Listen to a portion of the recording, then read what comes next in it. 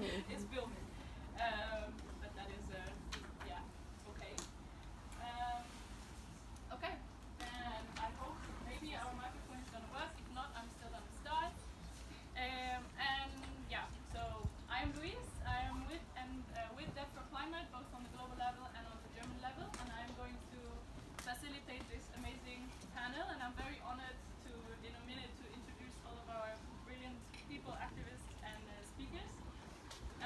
So basically, I guess that you know what the overall topic is, but in case you have no idea what's going on here, the overall topic is going to be to explain a little bit the relationship between the debt of countries of the global south, climate crisis, how this is actually reproducing colonial and neo-colonial power dynamics, and why the demand for debt cancellation is so important in order to enable a self-determined and just transition.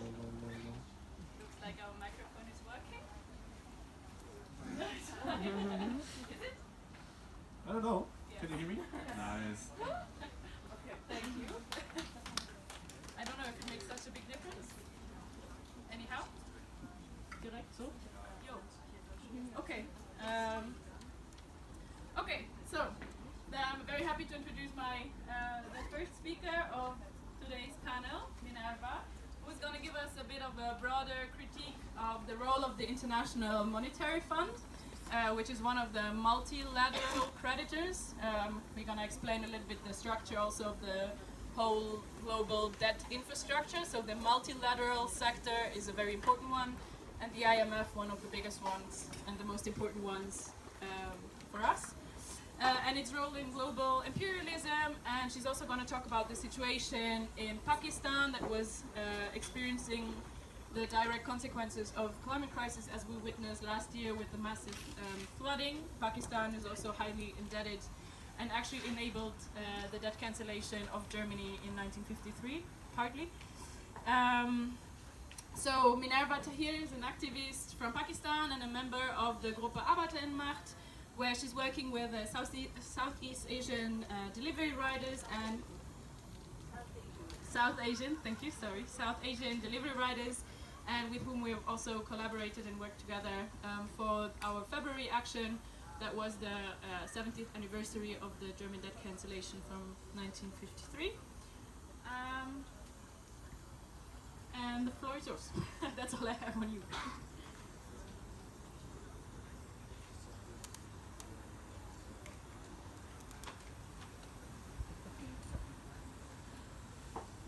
Hello comrades, thank you for coming here, and also Luis for the invitation to speak here.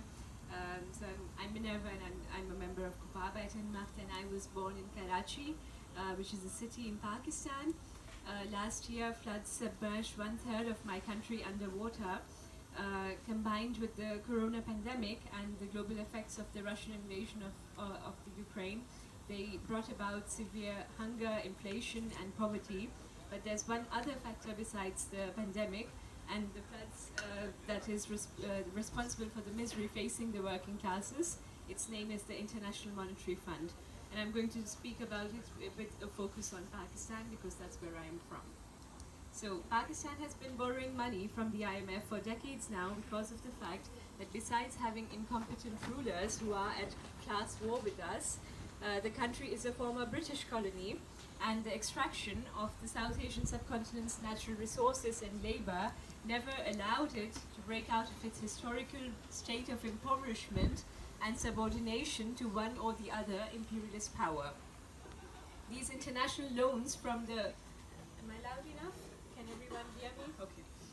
These international loans from the IMF have severe and real repercussions for the working masses of Pakistan, as they have always brought about austerity, cuts in subsidies of electricity, gas and petroleum, and privatization of the few industries that remain nationalized. ¿Alguien habla español y necesita interpretación?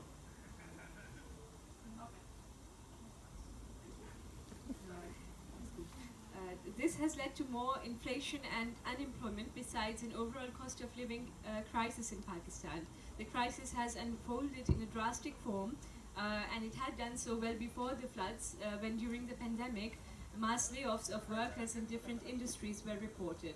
Now, in the aftermath of the floods, a large number of people have lost their entire lives' earnings and savings which they had used to build a small home which has been washed away by heavy rainfall and floods. Devastation caused by these floods has revealed the global nature of eco-imperialism. Pakistan's annual contribution to greenhouse emissions is less than 1%, despite its burgeoning population of 230 million people. Meanwhile, an imperialist country like Germany has a population equal to just 1/3 to that of Pakistan at 83.3 million, and yet has been contributing 5% to global ecological destruction since the 1980s. These problems are further exacerbated by the inner contradictions and class divide within Pakistan. So we have deforestation and also general cutting of trees, narrowing and straightening of the rivers, and very extensive water use, which is a strain on a country with limited water resources, and these are all some of the factors that make the situation worse. This shows how imperialist interests and the interests of the local ruling class come together to cause such severe ecological devastation that millions of workers and peasants lose their homes. Meanwhile, the Pakistani economy is on the brink of collapse. Textiles are the largest export of the country, and 70% of the textile industry units in Faisalabad have shut down. Pakistan cannot survive without borrowing more and more money from institutions like the International Monetary Fund, the IMF, which comes with such conditionalities that the semi-colonial country can never possibly break out of the debt cycle that it has been trapped in for decades. And this is important to bear in mind with regards to the role of debt under capitalism. Indebtedness is not simply a state a country finds itself in due to irresponsible decisions. It is a conscious cycle in which certain countries keep certain other countries in order to maintain their position in the imperialist world order. In a sense, it is the continuation of colonial loot and plunder, except that instead of direct invasion and occupation, there is now the invisible hand of the imperialist gendarme, the IMF, that does it. Just one day after Pakistan introduced a market-based rate of currency exchange, the value of the Pakistani rupee fell by almost 10%, making $1 equal to 255 rupees, which was a sharp decline from 243 rupees until one day before. Currently, the dollar's value is equal to over 288 rupees. And this has happened because one of the primary requirements for the completion of the 9th review of the IMF program, which was a prerequisite for rolling out the next installment of the loan, which was worth $1.2 billion and without which Pakistan would go bankrupt, the condition was adherence to a market-based exchange rate. Combined with this overall crumbling economy, the floods are a particularly dramatic catastrophe that has left millions of people in Pakistan without shelter, without food, and basic necessities. Germany's historical role in climate devastation is far bigger than its contribution to relief aid for Pakistan. We call upon Germany to cancel the debts that it holds against Pakistan, and also the ones that German capitalist companies hold against Pakistan. And we do so with no illusions in bourgeois scum like Christian Lindner, because he has a consistent record of not keeping his word.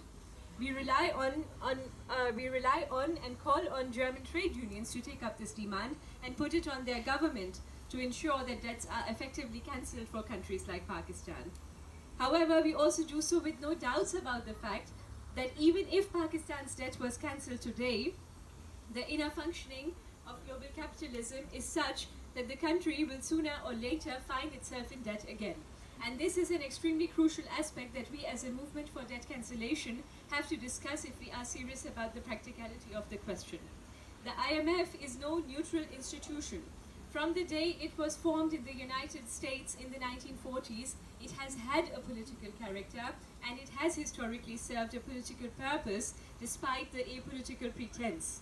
It is basically an imperialist gendarme whose primary function is to ensure that every national economic policy promotes free trade and the movement of capital in the interests of imperialist countries like the US, China, France and Germany.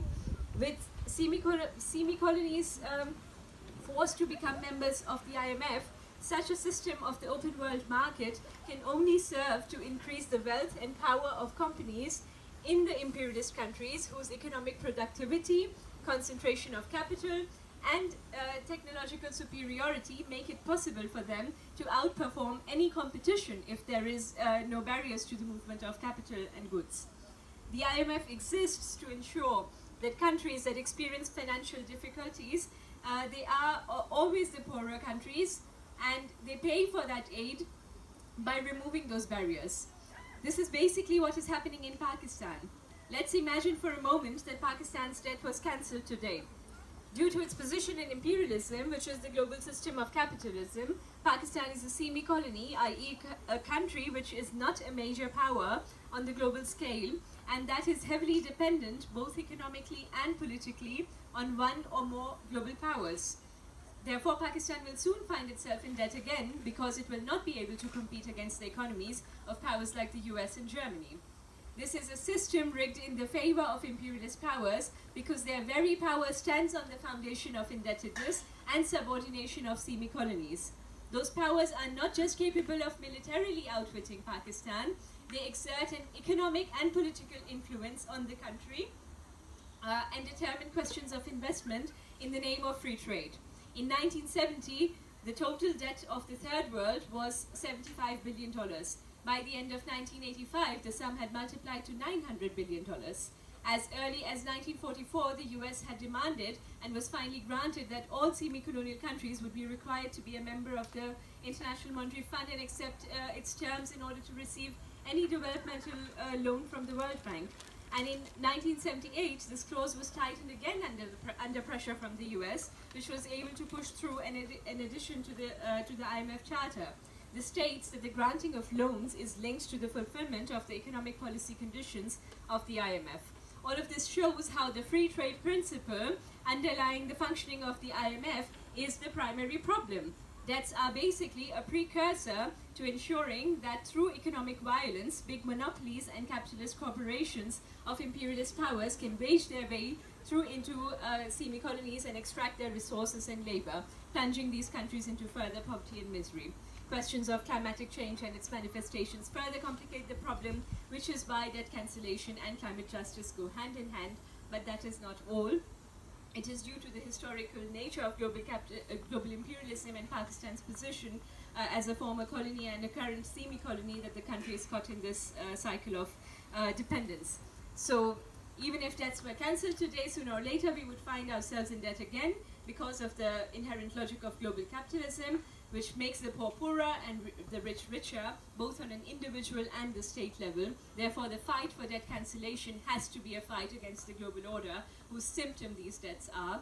And we do not acknowledge these debts, and neither should the Pakistanis and the government. We call on German government to nullify the debts that they hold and also their companies. And when debt cancellation was possible for Germany 70 years ago, then it is very much possible today for countries like Pakistan, and it can only be practically achieved if the international working class comes to act against these cycles of debt, because unlike in Germany's case of debt cancellation, the US or China or any other global power has no interest in cancelling Pakistan's debt. And I'm coming to an end now. Cancellation of debt is the primary building block to the achievement of a just and classless society where nobody has to die hungry or shelterless. Instead of neoliberal liars like Christian Lindner, we call on German trade unions to take up the demand for debt cancellation and climate justice and to fight for it in order to achieve a global order where no country seeks to subordinate another into the position of its semi-colony in order to achieve economic affluence, as Germany, the US and other global imperialist powers do. All power to the international working class, hoch die internationale Solidarität.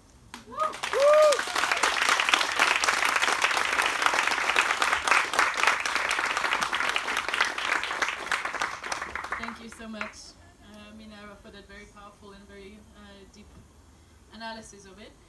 I'm gonna jump right to my next amazing speaker, Ilham. Ilham will provide us with a very good example of why a lot of the debts of the global south are actually illegitimate. That means that they are not the money that is being borrowed is not serving the people of the indebted countries. when she talks about one of the biggest debt scandals that is known in history. She will also show the role of the private sector in driving the climate crisis and the debt crisis. Remember in the beginning I said the multilateral spectrum of it, the IMF. Now we're moving to the private sector a bit more, and how this relates to fossil fuel extractivism and its militarization in Mozambique. Ilham Rawood is a climate justice activist based in Cape Town, South Africa, and since yesterday, a former coordinator of the Say No to Gas in Mozambique campaign, fighting to get the gas industry out of Mozambique. Hi everybody, you can hear me?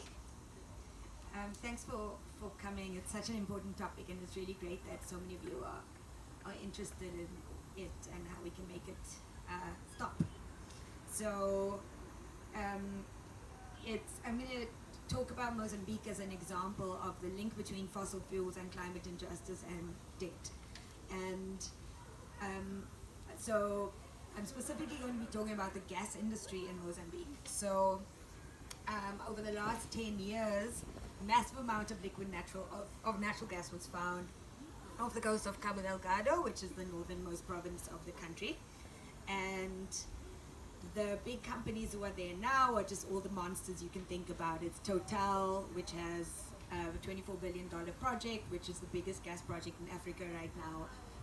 Eni, ExxonMobil, Shell is there, BP is there, and then every northern government that you can think of is putting shitloads of money into this industry. So the UK, for example, has lent $1 billion to Total for the Mozambique LNG project. The government of the US made its biggest loan ever, which is $4 billion, which was done under Trump's administration. And then the Dutch government, the South African government, the Italian government, there's a lot of money. There's a shitload of money going into this industry, right? But as with all fossil fuel industries, where fossil fuels go, violence follows. And since the industry has made its face known in 2017, there's been a massive insurgency that started in the gas region. So, and from the beginning, the government and the companies said it's the Islamic Brotherhood, it's Al-Shabaab, but this was just a way for companies to get away with the violence that comes with extremist narratives, where if you've got people seeing everything being taken away from them, the loss of their land, of their livelihood, of their homes, for the fossil fuel industry, it gives a lot of space for extremist narratives, which it's not difficult to see how an insurgency or violence comes out of that.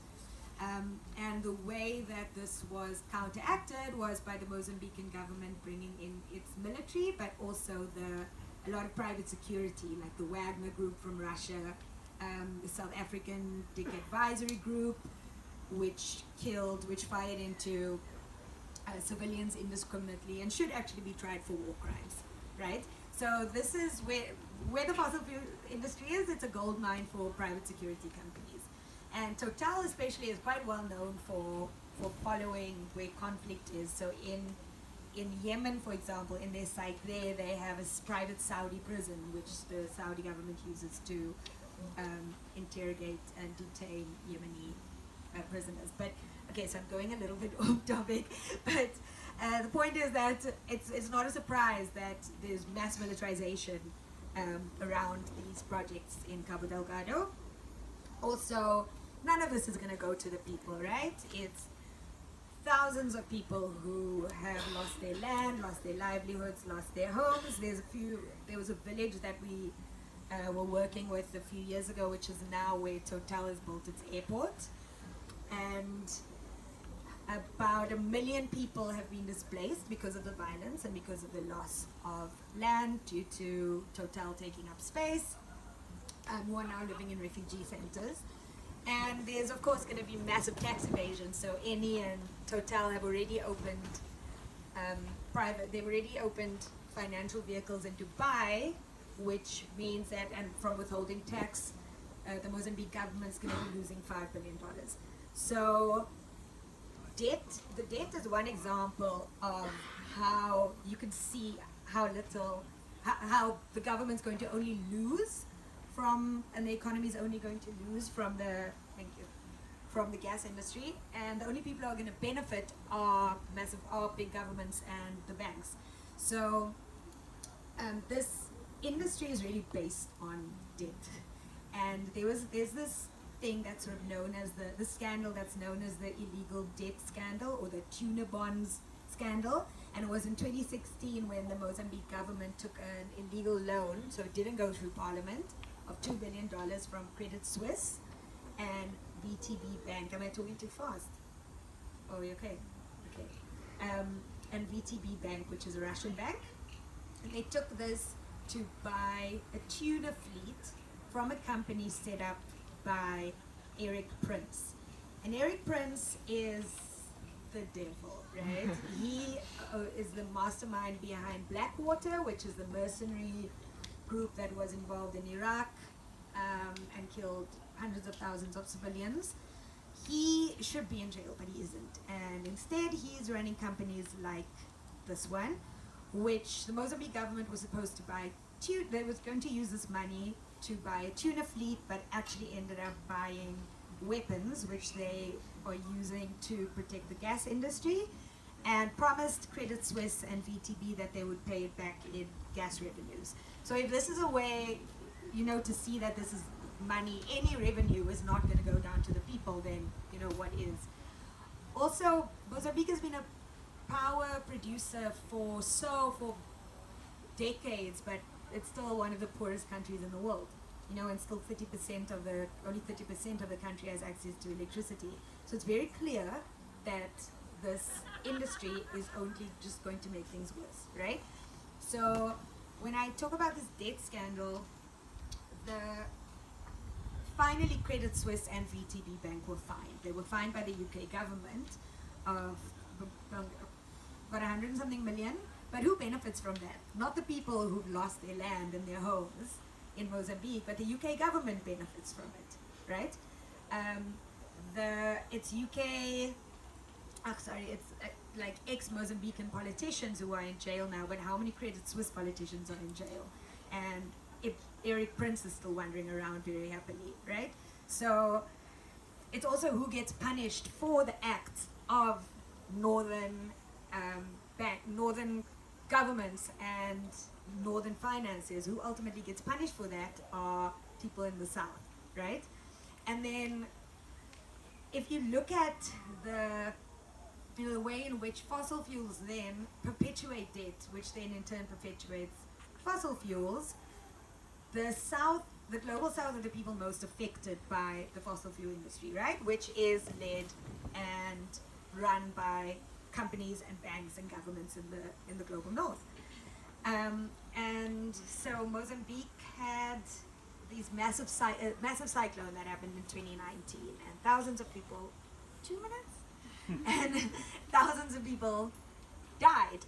But the IMF came in with, let's give you some money, right? Let's give you a crisis fund of $100 million. And they only got this money, which they have to pay back in shitloads of interest. It was not a gift.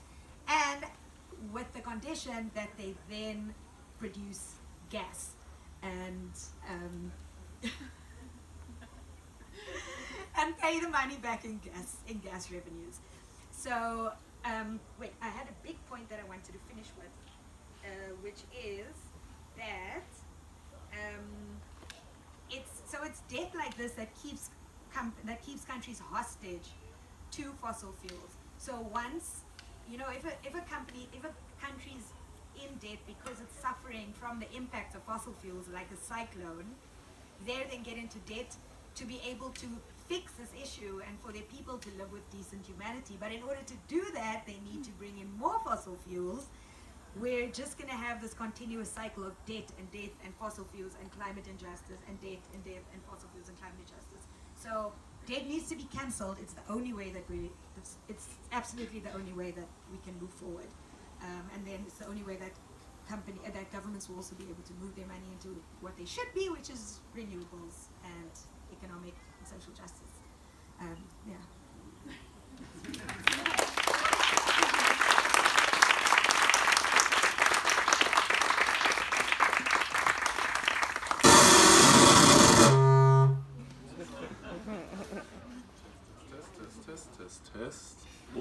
ein Rauschen. Thank you so much, Ilham. Sorry for rushing you in the end. So maybe it's no coincidence that in Germany, when people hear death for climate, they hear death for climate, and sometimes it's like, so maybe it's no coincidence. The next input is gonna be the German audio input. So if you want to have English translation of that, you can use this moment while I plug in my phone to grab some headphones over there if you need translation from German into English. And maybe I'm just gonna tell you the input is gonna be from Nesrin. Nesrin is active in several groups in Berlin that are organized around the queer, feminist, and anti-colonial fight. Schkun is one of them, but they work exclusively to provide service with and for BIPOC community. So basically Nesrin is going to talk about how debt and the IMF is actually fostering fascist alliances between countries and governments, using the most recent example. Maybe some of you have heard the deal that the EU or von der Leyen and the fascist Prime Minister Meloni has made with Tunisia. So yeah, she's going to talk about that, and I'm going to take a second to plug in my phone and play the audio.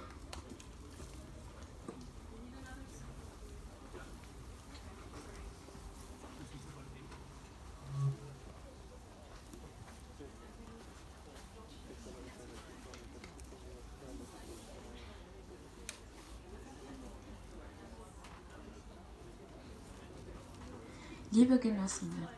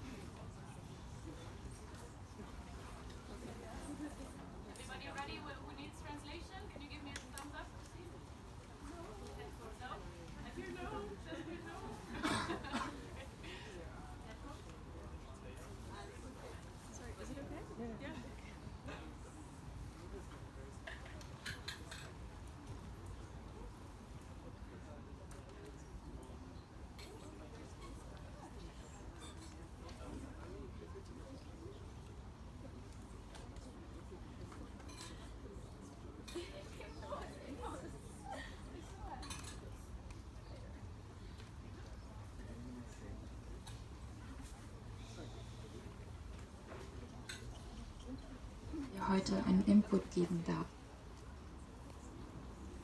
Liebe Genossinnen, danke, dass ich hier heute einen Input geben darf. Auf Anfrage von den Genossinnen von Debt for Climate erzähle ich euch heute ein bisschen über die Situation in Tunesien, das Land, wo ich herkomme. Wenn ihr über die letzten Entwicklungen nicht viel wisst, gebe ich euch heute einige knappe Updates. Es ist aber auch an der Zeit, euch zu informieren, damit wir gemeinsam stärker gegen Rassismus und Faschismus kämpfen. Ganz dringende Eskalationen passieren seit Monaten in dem Land, die Hand in Hand mit der rassistischen Grenzpolitik und den neoliberalen Strategien der EU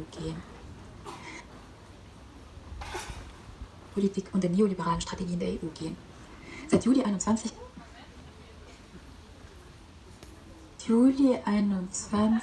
kehrt Tunesien schrittweise wieder in einen autoritären politischen Umfeld, als der Präsident Kais Saied eine umfassende Machtübernahme ausgeübt hat. Seitdem und vor allem mit dem Aufstieg der faschistischen Regierung in Italien wirkt Tunesien wie ein Magnet auf die EU-PolitikerInnen, die nationalistische und rassistische Ideologien durch die Kriminalisierung von Migration ausüben. Im Februar 2023 steigerte der tunesische Präsident seine seiner antischwarzen und nationalistischen Äußerungen auf ein noch nie dagewesenes rassistisches und faschistisches Niveau, indem er Verschwörungstheorien verbreitet, die an die gefährlichsten rechten Diskurse in der Welt erinnern. Er spricht von einem angeblichen Komplott, der die Demografie Tunesiens durch Migration verändern will. Der Staatschef fordert Maßnahmen zur raschen Beendigung des Zustroms von schwarzen MigrantInnen nach Tunesien und ihrer Anwesenheit im Land. Seit Monaten befinden sich schwarze Flüchtlinge und MigrantInnen, die sich in Tunesien niedergelassen haben, in einer katastrophalen Situation, die ihre körperliche Autonomie, ihre grundlegenden Menschenrechte, ihre Freiheit und ihr Leben bedroht. Seit Anfang Juli haben die tunesischen Behörden eine Welle von willkürlichen Verhaftungen durchgeführt. In vielen Fällen beruhten diese Verhaftungen nur auf der Hautfarbe, unabhängig vom Aufenthalts- oder Asylstatus. Anschließend begannen die Behörden mit der zwangsweisen und illegalen Abschiebung in verlassene Orte an der libysch-algerischen Grenze. In Berichten ist die Rede von Hunderten schwarzer Flüchtlinge und MigrantInnen, die an unbekannten Orte an den Grenzen abgeschoben wurden und dort ohne Wasser, Lebensmittel, Telefon oder sonstigen Kommunikationsmittel und bei extremer Hitze von 45 bis 50 Grad gestrandet sind. In vielen Berichten ist auch die Rede von Folter und extremer Gewalt durch tunesische PolizistInnen und Grenzschutzbeamte. Wie hängt das alles mit Verschuldung durch IWF und Weltbank zusammen? Ich kann euch was zum Kontext sagen. Die Verschuldung Tunesiens war Ende 2022 auf rund 37 Milliarden US-Dollar. Das entspricht ungefähr 80% des Bruttoinlandsprodukts. Seit der Revolution in 2011 haben die TunesierInnen ein Jahrzehnt wirtschaftlicher Stagnation hinter sich. Tunesien befindet sich in einer Finanzkrise, die durch eine chronische Knappheit an Grundnahrungsmitteln gekennzeichnet ist, während die politischen Spannungen seit der umfassenden Machtübernahme durch Said im Juli 2021 hoch sind. 2 frühere IWF-Darlehen in Höhe von 1,7 Milliarden US-Dollar im Jahr 2013 und 2,8 Milliarden Dollar im Jahr 2016 haben so wenig zur Sanierung der öffentlichen Finanzen des Landes beigetragen. Obwohl im Oktober letzten Jahres eine grundsätzliche Einigung über ein Rettungspaket im Wert von fast 2 Milliarden Dollar erzielt wurde, sind die Gespräche mit dem IWF seit Monaten ins Stocken geraten. Die Finanzagentur hat nämlich eine Gesetzgebung zur Umstrukturierung von mehr als 100 staatlichen Unternehmen gefordert, sowie viele Subventionskürzungen, was die tunesische Regierung gerade ablehnt. Um die Verhandlungen wieder am Laufen zu bringen, hat sich die Italiens postfaschistische Ministerpräsidentin Meloni freiwillig erklärt, den IWF zu drängen, seine Bedingungen für Tunesien zu lockern.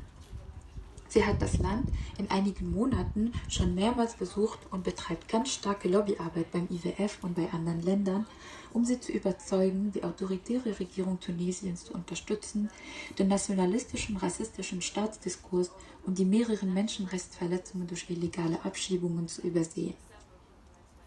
Da die Aushandlungen mit dem IWF noch lange dauern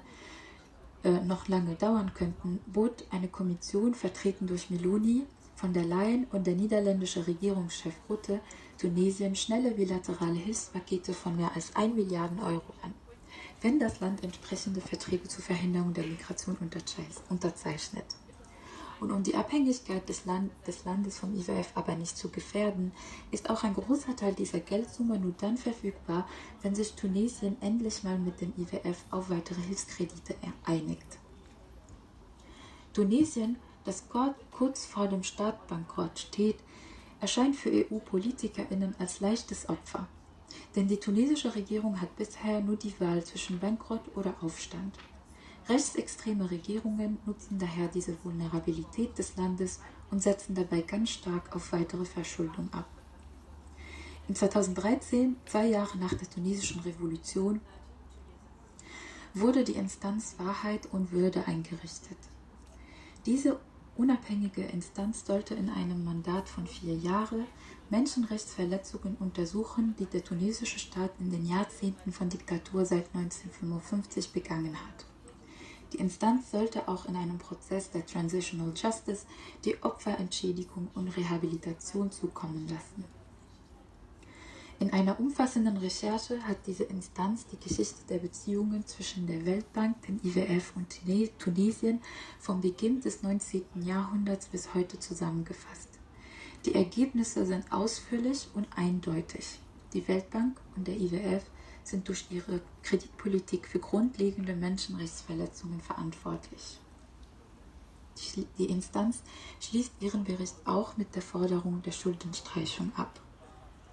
Multilaterale Verschuldung durch den IWF und die Weltbank sind Instrumente, um Autokratien, nationalistische Regime und Faschismus am Leben zu halten.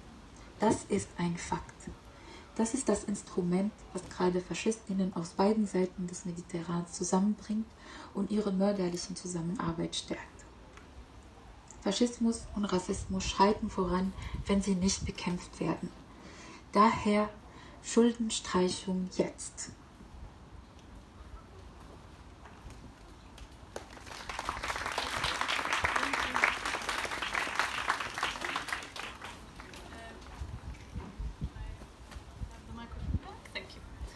So we're going to switch to English again.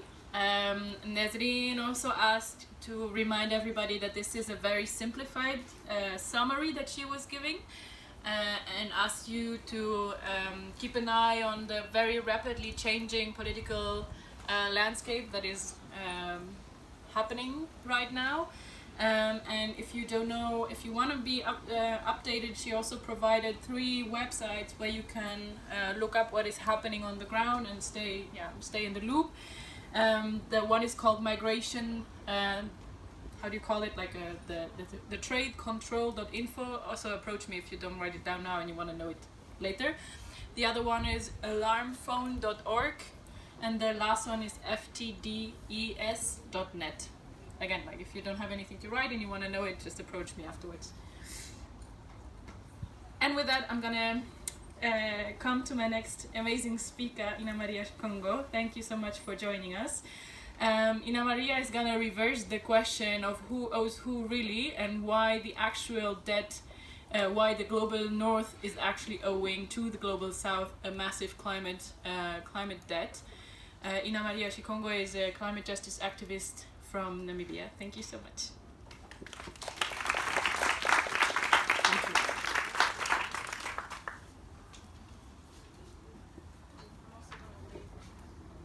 Okay. Right.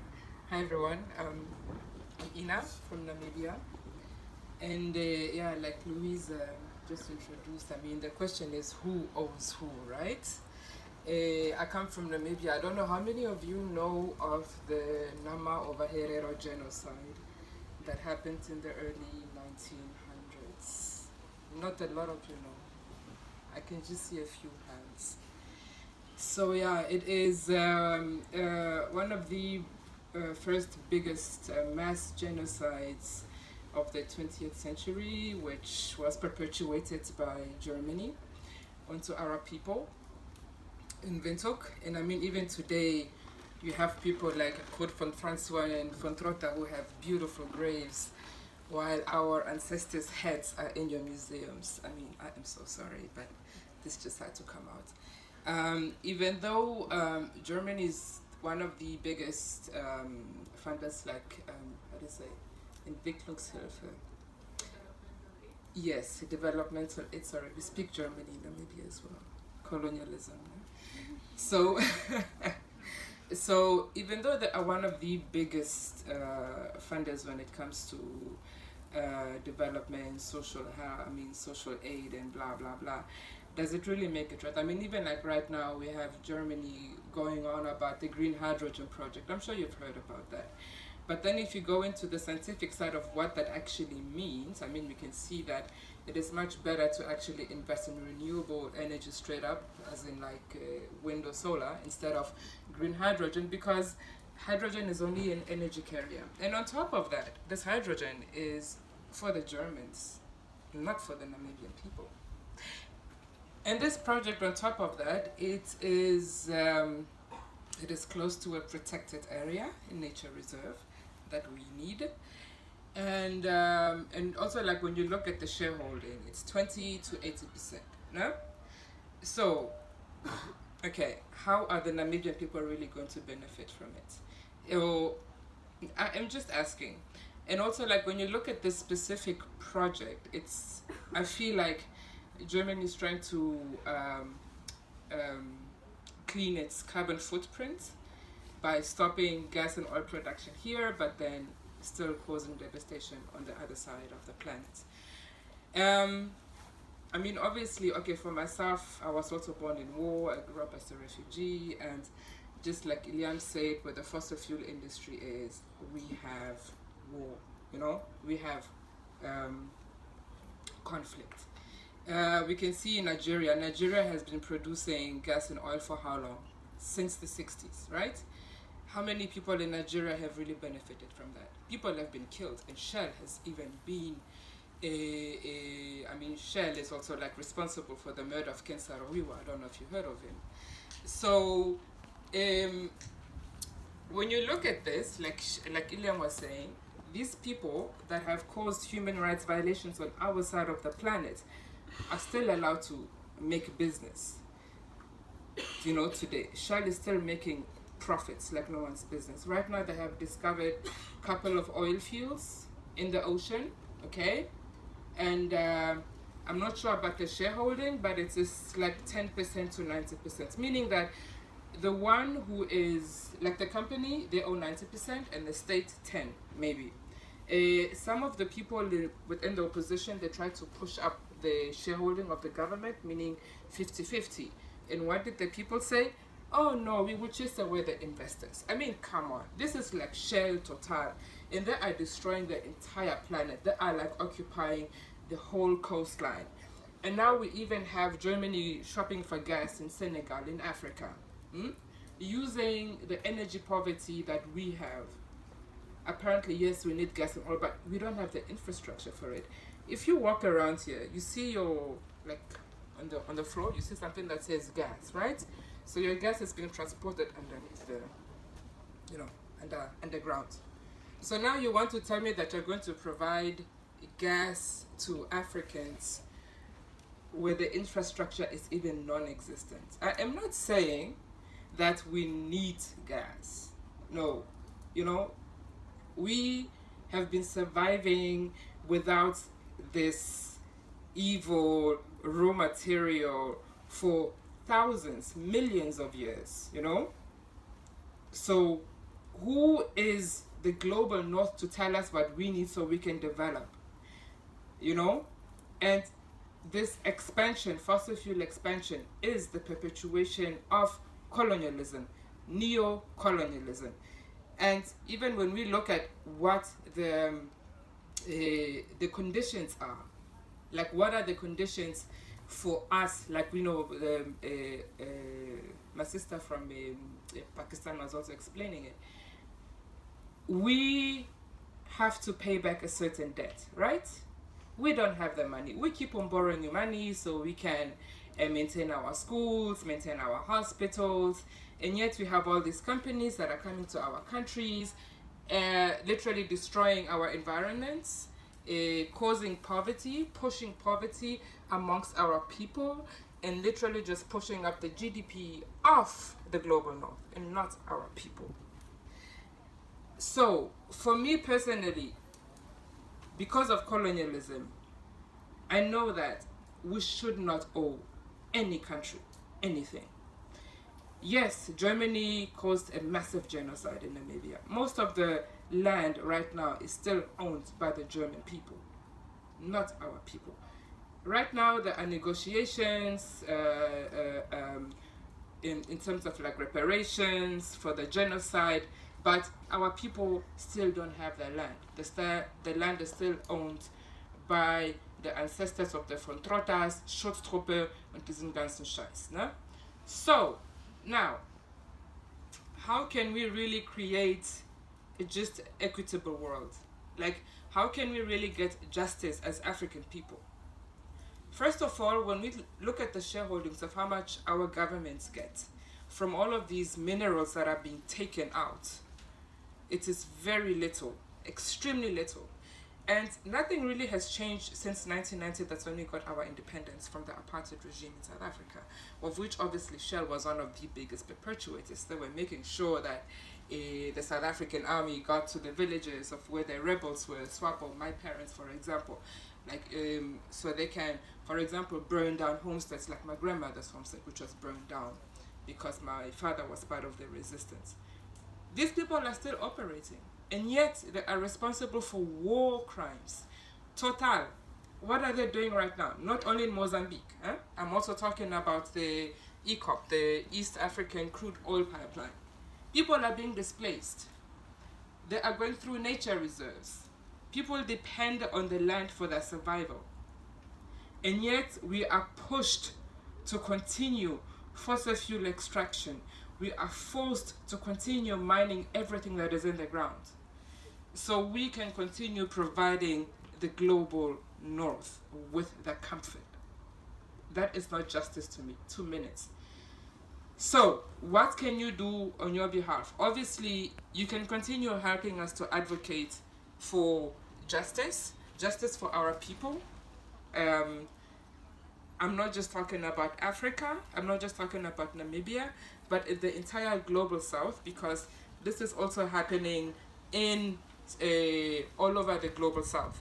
Fracking, it is also happening in Mendoza, and I just heard that they spent more money, I think, with a pipeline. They're busy building a pipeline there, and that the same thing is happening with us, and which is in the Okavango Basin. I'm sure you've heard. I don't know how many of you have heard of the Kavango Delta, the only inland delta in the world, in Africa, I guess, and our people are dependent on that. But these Canadian companies got more rights over our lands. The global north has got more rights to decide exactly how we should develop. And for me, that is colonialism. Don't look at Africans and think, oh, those poor people. We are not poor. I think someone that is poor is someone that is dependent on a certain system for their survival. But someone who is living in harmony with their environment and has managed to preserve it, those people are not poor. They can survive without having a paycheck at the end of the month, because they know very well how to preserve their lands. And I think it is time that we also start looking at how did our ancestors in the global north survive until today without fossil fuels, for example. Fossil fuels is very young industry. Not more than 200 years. Not more than 200 years. How old is humanity? Much, much older. So you are telling me that we need fossil fuels so we can continue, I don't know, greenwashing goes very far. But it's time that we really look at indigenous people, and if you really want change, then we need to decolonize our minds, and also accept that other people have the right to live like they want. And with that, we start off by cancelling the debt, so we can also have an opportunity to actually develop how we want to develop. We don't want to continue living in a prison, which is called an economic prison, being controlled by massive bodies in the global north. Dankeschön.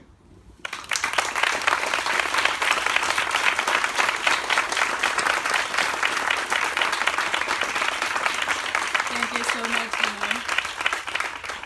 Hannah. Speaking of a very young industry, I just also want to remind you that the whole Bretton Woods system and the IMF and the World Bank, they were created in 1944, so it's going to be 80 years next year. And actually, when the Bretton Woods system was abolished in the 70s, the IMF and the World Bank still preserve and do all the fuckery that they do today. Just so that you keep in mind, a world without the IMF and the World Bank is possible. They're only 80 years old. And now, last but not least, I'm gonna give the floor to Esteban, who is a frontline Argentinian activist against the fracking industry, as we already heard, and one of the co-founders of Debt for Climate, and he's probably gonna give us a bit of an outlook on what we have done and what we can actually do about everything that you just heard. Thank you.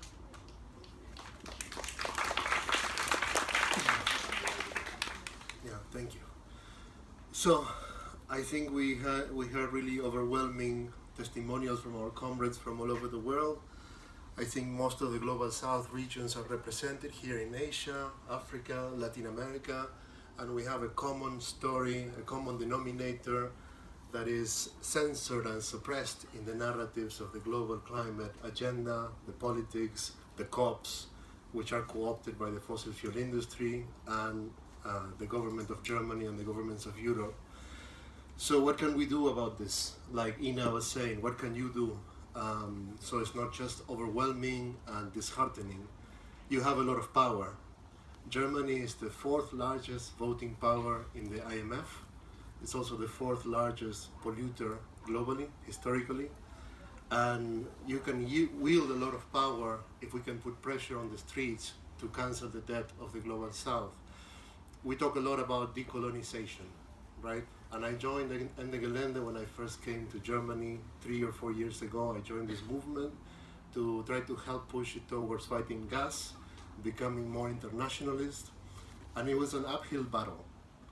The structures are still very colonial, there's still a lot of white supremacy, and this is one of the best climate movements in Europe, and the most leftist that you can get. But it's still disconnected from the working class, it's still disconnected from the local communities. When we did an action in Brunsbüttel 2 years ago to block the Nord-Otse Canal and to do actions on the terrain in blocking the Yara plant and so on in Brunsbüttel, most locals didn't have a clue why we were there. And later, I don't speak German, so I didn't know, but later they told me, they didn't have a clue why you were there. But those locals fought against fracking some years earlier and had a really strong position. So if we had done a good job in connecting, trying to talk to them, they'd probably be on our side and we would have a lot more impact. So I think this all goes to show that we cannot be so sectarian.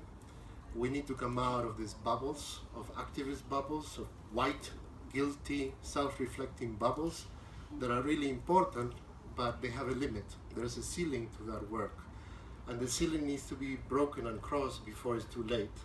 And what I see is that in Europe, the working class and the activists are getting antagonized in a very dangerous way. I think you have to be blind not to see what is happening. And I think part of it is our fault. It's the fault of the climate movement not knowing what to do and lacking a decolonized global strategy that actually works with the communities of Africa, Latin America, and Asia, and doesn't just talk about them or do research about them, but actually work with us, because there's a lot of answers that can come from these people. Because they don't know what to do about that, they're just radicalizing their tactics in ways that are just interfering with everyday working people that are leading to them hating us and hating the climate movement. And what I see is that fascism is rising, and we're going to become the scapegoats of the next fascist governments unless we can do the work now to break out of these white bubbles and talk to the working class people who are fighting inflation and all these other problems, and you will find a lot of common denominators with what Minerva was talking about and all of us here. So I think we need to revive the ideas of internationalism. We need to connect to the working class. I know in Europe it's difficult, but when we are talking about debt, we created Debt for Climate. It's a formidable common denominator that is bringing together worker unions from the Global South, indigenous movements, feminist movements, even faith groups, and many, many others to come together to demand debt cancellation. And we're working towards 2025. This year there's a big moment for us. And if you could join us and support the actions, it would be great. It's in October. The World Bank and the IMF are having an annual meeting in Morocco. We're organizing a counter summit, co-organizing with other organizations, and also planning a global day of actions. There will be actions in Germany as well. So please join us so we can go from talk to action, and you can be anti-colonial in the process as equals with all of us, not as begging you, but we can be working together as equals. And then just lastly, 2025 is going to be a big year for debt cancellation. It's going to be another Jubilee year, and I invite you to do some research on this. It's connected to the church, but it has a tradition of debt cancellation, and it has a major mainstream impact. Next year is 2025, next Jubilee year, which is also the year that COP, as bad as COPs are, will be in the Amazon. But so the Amazon, Lula and Petro are already pushing for cancellation of debt to take care of the Amazon.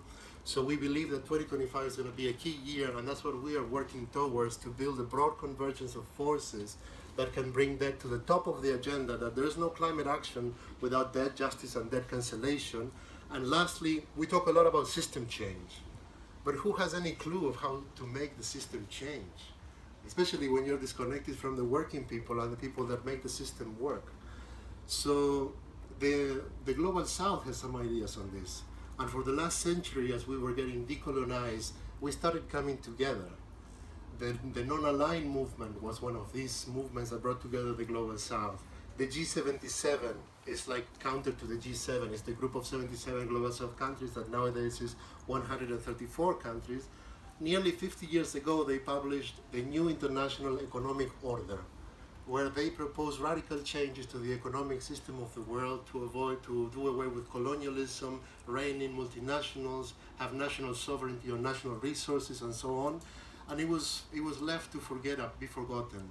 But if we want to affect system change, how about we start by what the Global South has already agreed on and pushed forward 50 years ago?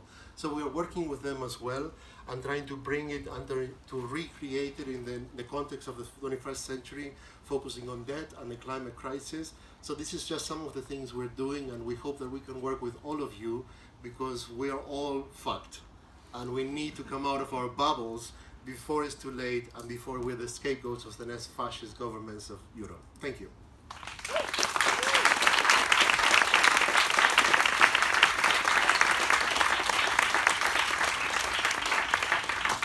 Thank you so much for this last very important point. And before we go to the Q&A, spontaneous change of plans, I'm looking at Alaya. I don't know if you want to come and just say some words about what we're doing in Debt for Climate Germany, because I imagine that the majority of you is based in Germany, and so that you know what we're doing and how you can actually join us. Yeah, hello everyone. I'm just going to continue to speak English, right? Yeah. Yeah, I'm from Debt for Climate Germany as well as Luis. And yeah, we have quite a lot before us. And like one thing also Esteban also already said, like the next big global action day is from October 12th to October 15th. We're gonna do probably multiple actions in Germany on that day. But yeah, we need support for that because we're not that big of a group. That's one big thing coming up, and another major thing coming up is next year, probably in July. We're gonna do a big conference for networking around the topic of debt and climate, mainly also for debt for climate groups all over Europe, but also like groups that we want to have as allies. Yeah, that's the next big two things. I don't know, have I missed something? Thank you.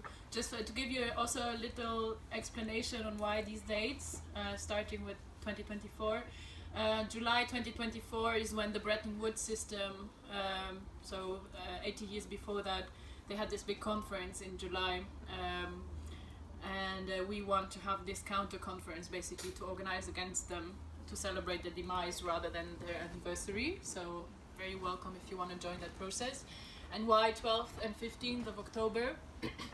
The 12th of October is the International Day of Indigenous Resistance. Maybe some of you know it as Columbus Day, but I mean you have both sides.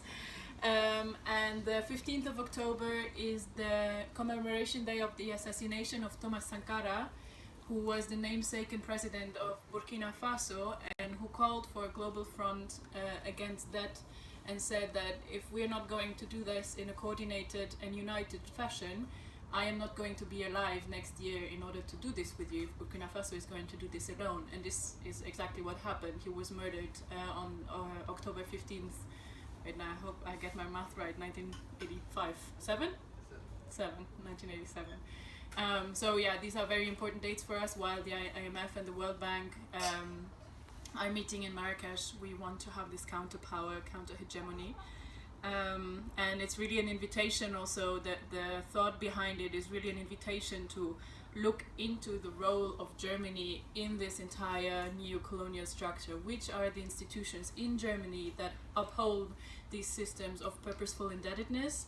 and who are the people who are representing these institutions. So we have Christian Lindner, who is representing Germany in the IMF, together with Joachim Nagel, who is the president of the Deutsche Bundesbank. And we have Svenja Schulze from the SPD and the Ministry of International Collaboration, whatever they made up for actually perpetuating colonial relationships. And she's from the SPD. So we have these 2 or 3 very important people that we can address.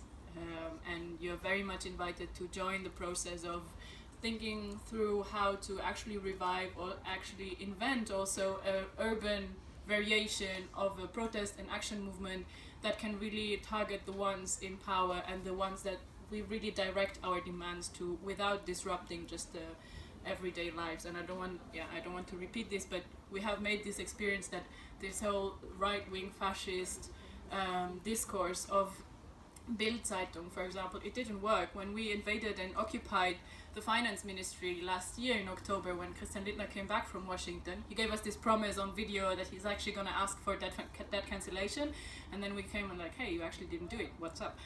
And Bild-Zeitung tried to obviously denounce us as the climate chaos and whatever, and they interviewed somebody who was working at the Ministry of Finance who said, I couldn't do my international business, I was really disrupted. Nobody gave a fuck about that kind of work. So it doesn't work with these kind of targets. And this is really what we want to offer to a climate movement that is right now in the spotlight of right-wing narratives and attacks, to move away, like to move to the people who actually deserve disruption and who actually deserve the protest and who actually need to be put into the spotlight of the critique and the attention, because they are the ones who are actually upholding the system in a bad way. But that's it from me as well. Thank you so much for listening, and now we open up the floor for questions. And I just want to say that if there are any people who have a direct question also for Minerva, because Minerva needs to leave quite early, I'm just going to prioritize the questions who are directly directed to Minerva. Thank you, and then you can also cut the recording.